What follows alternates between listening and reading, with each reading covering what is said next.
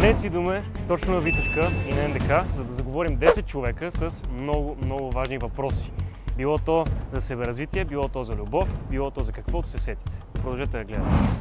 Извинете, да ви задам един много бърз въпрос. Няма да е за география, няма да е нищо такова, знаем много добре. Искам само да попитам, трябва ли младото поколение да остане в България? Да, защо не? Има развитие в България, просто ако не го развием ние, няма кой друг. Абсолютно. Да.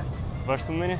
Моето мнение е, че всеки има определено място, на което трябва да остане и което където се почувства добре. Разбира се, България. Благодаря много. Здравейте, надявам се да не прекъсвам абсолютно нищо, няма да е с лоша цел клипа. Бих искал само да попитам, смятате ли, че младото поколение трябва да остане в България? Да, трябва. Кой да оправи така? Абсолютно съм съгласен. Вие искате ли да дадете мнение? Изобщо? То ако ние не останем да оправим, то направо да закриваме. Ами понеже гледам, че новото поколение дърпат повече балони, отколкото се опитат да направят нещо по въпроса. Ами да, но то до голяма степен това е и от възпитание и начина, по който родителите, защото те не е като да не са ясно, че децата правят тия неща. Абсолютно. Те не могат да ги спрат, защото нали знаеш, примерно като кажат не го прави това, какво правиш, ти ще го правиш. Абсолютно. Ама то не е идеята да ги им забраняват, ами по-скоро да ги образоват, защо не трябва да го правят и какво се причиняват сами за себе си, отколкото да им кажат няма да тишеш балони. Какво би казал на родителите реално? Какво би казал на родителите им? На точно тези тип младо поколение? Замислят за собственото си детство. Как те са израснали, нали? Еми да, и нали какво са ги възпитавали те. Много ти благодаря, наистина.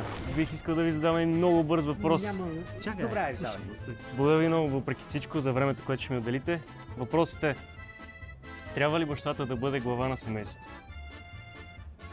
Ами, той сигурно ще е по-така демократичен, защото в Норвегия не мислят по друг начин, но по принцип традиция е тук нашия в България, че бащата е човек, който отговаря за издръжката на семейството. Дава сигурност. Той все пак... Той дава сигурност, Той дава сигурност. Един мъж трябва да тежи на място. Абсолютно. Да. Вие? Естествено не съм съгласен. Според мен е абсолютно равноправно трябва да бъде всичко и жената и мъжа са равноправни и трябва да се грижите еднакво за семейството. Здравейте! Бих искал да ви задам един въпрос. То е дали бащата трябва да бъде глава на семейството? Точно така трябва. Трябва. Да. Той е този човек, който дава сигурност, този човек, който осигурява храната и слага хляба на масата, нали така? Точно така. Абсолютно. А какво смятате? Традиция, такава е традиция. Извинете, мога ли да ви задам един въпрос? То е дали в днешно време бащата трябва да бъде глава на семейството? Разбира се. Тя има нови тенденции и то винаги, нали знаете, има хора и на другото Всеки мнение. следи в момента тренда Да. просто и това е. Да. Тренда, да. Затова намаляваме като численост. Абсолютно. Заради този тренд. Абсолютно е така, наистина. И жалко, но да, има все пак различни мнения. Благодаря ви много за отделеното време. Чао, чао! Въпросът ми е, защо в днешно време мъжете станаха по-изнежени? Ами според мен, защото не тренират. Не тренират бойни спортове, ами пишат футбол или някакви такива. Аз, примерно, аз тренирам кикбокс вече близо 3 години и вече почнах и Muay Thai да тренирам. Браво. И много израснах Браво. психически с това. И според мен повече хора трябва да се записват да тренират. И как се казва, вече навсякъде има зали, горе е залата на тонката, навсякъде има зали. Абсолютно Така съм че съгласен. да. И вече нека си, не знам, повече претенции, повече изпипват нещата, ясно. което според мен не е много окей. А за социалните мрежи какво можеш да кажеш? Как се отразяват на психиката на човек? Лошо. Лошо. Според мен, защото виждаш само фалшивото. И аз мога днеска да си пусна едно стори от някакъв супер як ресторант, после да имам филии с лютеница в Да, нас. абсолютно. Да. Така че според мен Всеки там изглежда перфектен. Да, всеки изглежда перфектен, всеки е топ. Абсолютно. На живо е... Да, всеки много тренира, всеки много бизнеси развива и така нататък. Андрю Тейт едва ли не. Абсолютно, да. Всеки ли трябва да си изтрие социалните мрежи и дали да ги Не, използва? реално или примерно да се показва какво е в действителност, а не само хубавите неща. Ясно. Защото живота не е само хубавите неща, винаги има гадни моменти и според мен трябва също и тях да се показват, защото Да. Ставаш двойно по-истински. Да, ставаш по-истински, хората виждат какъв си. Абсолютно. А не само парите и ресторантите и дрехите. Мерси много, човек. Мерси много. Няма защо. Здравейте, момчета. Здравейте. Бих искал да ви питам един въпрос, не с... Добре. Вие не искате да снимате, така ли? Окей. Защо липсва човечност в днешно време? Защото хората не се ебат. Ево. Добре, не се размножават. Окей. Ще бъде бърнато, това гарантирам ти го. Следващия въпрос. Да. Социалните мрежи вредят ли на връзките между хората? Да. Какво смяташ да направиш, ако имаше власт над социалните мрежи? Ами, щях да ги направя по-ограничени за по-малки деца. Супер. Благодаря ти, но това беше много хубав отговор. Здравейте! Извинявам се, че ви прекъсвам. Бих искал да ви попитам, защо липсва човечност в днешно време? Какво би казала? Примерно. Деградация на всички поколения. Морални ценности и така нататък. Откъде се поражда това? Откъде се поражда? Просто липсва дисциплина в училище, също така новото поколение родители, те самите не са дисциплинирани. И затова това се пренася и към децата и към тяхното възпитание, което пък се пренася в следващите поколения. Много изчерпателен отговор, благодаря. Не ги възпитават родителите и много ги глезат. Ще имаш ли проблеми тебе да те питам? Аз много не чух въпроса. Защо липсва човечност в хората днешно време? Според мен е среща наистина. Има го, но много по-рядко, защото дисциплината като цяло на хората е много ниска. Ясно. Благодаря ви много. Как мога всъщност да се подобри тази дисциплина? С казарма. С казарма? Не точно. Може би просто родителите трябва да отделят повече внимание на действията на своите деца. Как ще отделят те самите родители, за да ги възпитани? Факт е реално. Някакво изменение в поколенията трябва да стане. Брати, не си искаш да те питаме две въпросчета за TikTok. Искаш ли, мат? Кажи какво само. Да ви питаме всичките чая са. Социалните мрежи вредят ли на връзките между хората? Абсолютно да, според мен. Да, според мен вредят много на хората и като цяло отношенията между хората. Как могат да подобрят отношенията между хората реално? Ами, може би ако спрат самите момчета да симпват на момичетата. Добре. И да пишат на всяка, която последват и която видят в Инстаграм. Супер. Единствено живия контакт може да подобри отношенията между хората, иначе точно според мен няма да стане. Защо днешно време семейства се разпадат? Това е много дълга тема, много дълбок въпрос. Главно защото, поне според мен, чисто мое мнение, не ангажирам абсолютно никой друг с него. Моето мнение е, на най-високо ниво в така наречената корпоративна структура имат за цел в края на деня да имат прихода, числата да излизат. Да. Благодарение на това нещо, тях не ги интересува морал, стойности, семейни ценности, личностно развитие. Тях ги интересува най-важно на най-високото ниво цифричките в екселската табличка, както се казва, да излизат. Благодарение на това нещо се стига до това да има принципа разделяй и владей.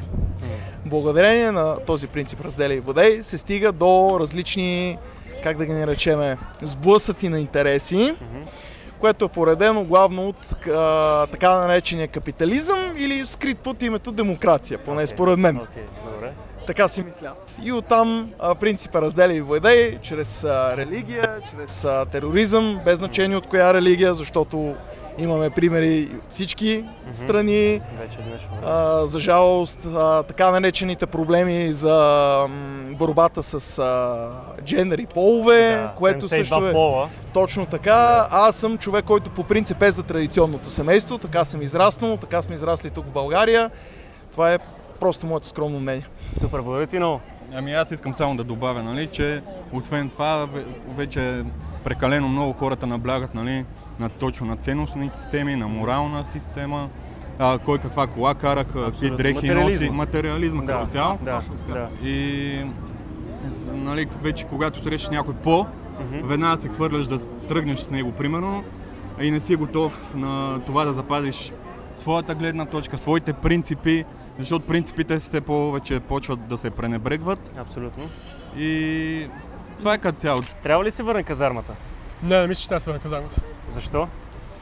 Защото е нещо, което всеки свободно може да реши дали да ходи в него или не. И задължителното ходене на казарма е в модерното време безмислено като цяло. Добре, с какво би трябвало да се замести тази казарма? Примерно било то с спорт или с някакъв вид друг занимавка?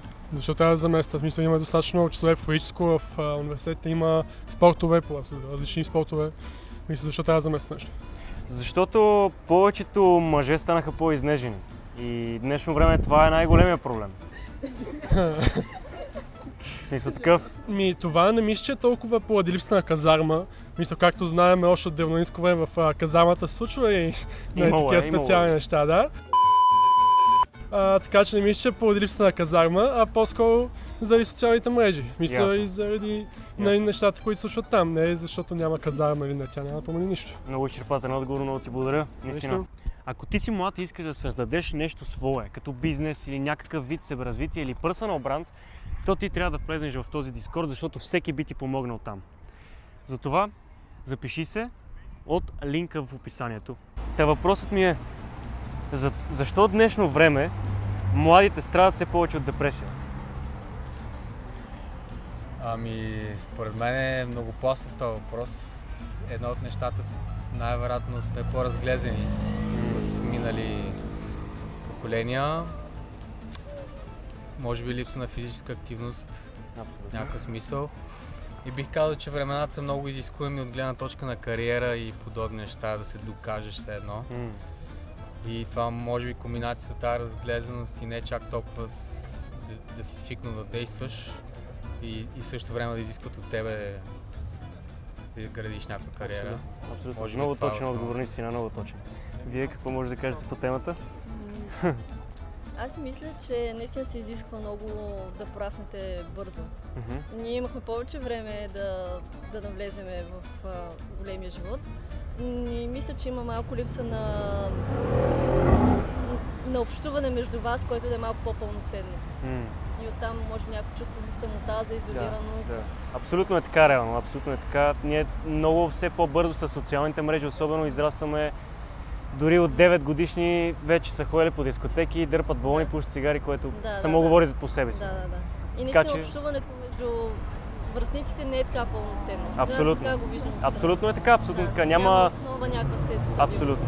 Добре, а защо младите трябва да останат в България? Младите трябва да останат в България, тъй като България е една доста красива страна и има доста възможности в нея. Това, че сега в политически аспект, не е толкова добре положението в момента, не означава, че държавата ни не разполага с бъдеще за младите. Кое нещо проми мозъците на днешното поколение? Социалните мрежи. Добре. По-точно инфлуенсъри. Добре. Ти какво мога да кажеш по въпроса? Аз съм за това мнение. Всъщност тези социални мрежи по какъв начин се отразяват на днешното поколение? Как го усещате вие, след като предполагам имате? Карат хората, като да кажем, някой, който ходи на фитнес, да има твърде много големи очаквания за тяло, а те много хора използват. Фалшивата истина, тестостерони, трени и такива неща. Ясно. А смята ли, че там е всеки перфектен реално и това се показва? Така е. И ние всички искаме да бъдем като тях. Абсолютно. Но не се получава. Използвате и фотошоп понякога за кожата и това. Вече се стана направо всеки път. Добре, благодаря ви много, наистина. Смяташ ли, че е важно всеки да се себеразвива? Да, разбира се, но... В каква сфера? В каквато той си прецени, каквато него го влече. Да речем спортове, книги, за бизнес, изграждане и така нататък. Всеки е различно. Всеки каквото го влече. Да, супер важно е за кариерата, за личностното развитие, спортовете. Всеки, който каквото го влече. Вие се развивате ли се? Да.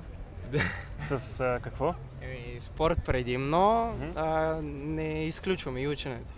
Учене в училище или университет? Училище е само още. Добре. Аз сега точно записвам университет, така че те първа започва сериозното учене. Ясно. Добре, благодаря много, момчета. Смятате ли за важно всеки от вас да се себеразвива? Да, смятам да. В каква сфера най-често?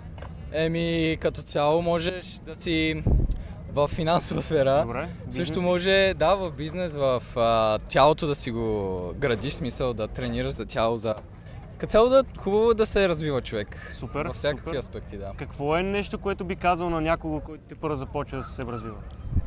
Бих му казал да не се предава И дори да има трудности, просто да ги преодолява и да продължава напред.